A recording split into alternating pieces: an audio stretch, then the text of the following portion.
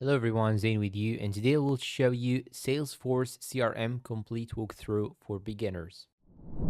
Okay, first you'll have to go and sign in into your account. Then you want to go to accounts on the top left side right here. And once you go to accounts here, you can simply click on new in order to create a new project or a new account. And now you can add the account name, the website, the type, description, and parent account. And once you're all done and satisfied, you can simply hit the save. And I forgot to tell you that you can actually add a billing address, billing street, billing city, the IP code, and so on. And now once you click on the save button, here you will find this dashboard. And you can add multiple customer accounts or leads. And now you can simply toggle this option on to show the activities with insights for this project. And you can click on show all activities. And here you have some settings. You can, for example, schedule a meeting. You can add some tasks. You can log a call, or you can add an event to your calendar. And now let me show you exactly how to schedule a meeting.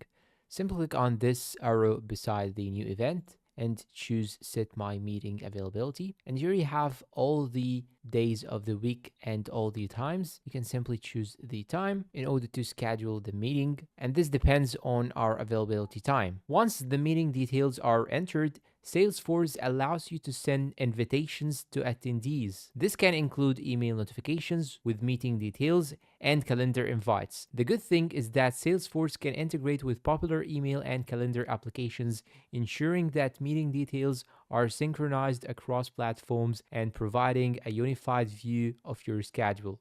And once you are satisfied with the time and the setting, you can simply click on Save Changes. And now, similarly, we're going to add a contact. So go on the top left side, click on Contact, then click on the New button on the top right side. And now you will have to add the name, the account type or the account name, and the title, and so on. Then click on Save. And here you have it as a contact. And by hitting the Show All Activities, your team will be able to see all of the meetings, calls, or tasks scheduled for this contact. And the good thing is that you can upload some photos or files to your own contact or to your own project by clicking on upload files right here, and you can choose whatever file that you need from your computer. Now, another thing that you can actually create is the opportunities.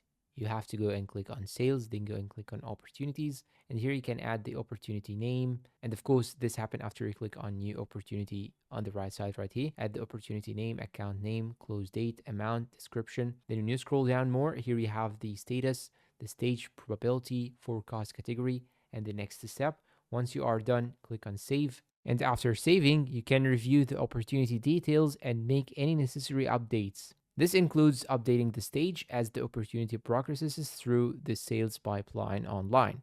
If you're working in a team, you can add team members who are involved in working on this opportunity. This could include sales representatives, managers, or any other stakeholders. Salesforce is also known for integrating and managing email marketing campaigns. It offers various email templates by which you can create email lists for your contacts. By clicking on the new email template option, you will get this form. So simply when you go to Outreach, then by clicking on new email template, you'll get this pop-out rectangle. You can add here the email template name, the related entity type, the description, folder, and the message content. Once you are satisfied, hit the save button. And the good thing is that in the back end, you can go to Outreach and upload some files that are related to this project. And you can even create a new cases by clicking on service, then go to click on cases, then go and click on the new button right here.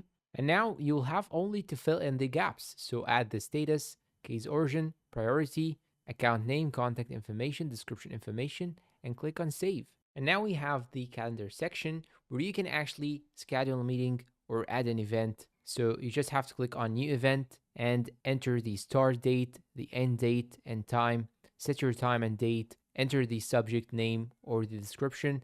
And down below, when you scroll down more, you can even add the people who are attendees to this meeting. You can even add related records.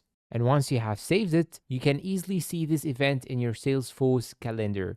Salesforce automatically logs the meeting as an activity in the associated records, providing a comprehensive view of interactions with a particular contact account or opportunity after the meeting.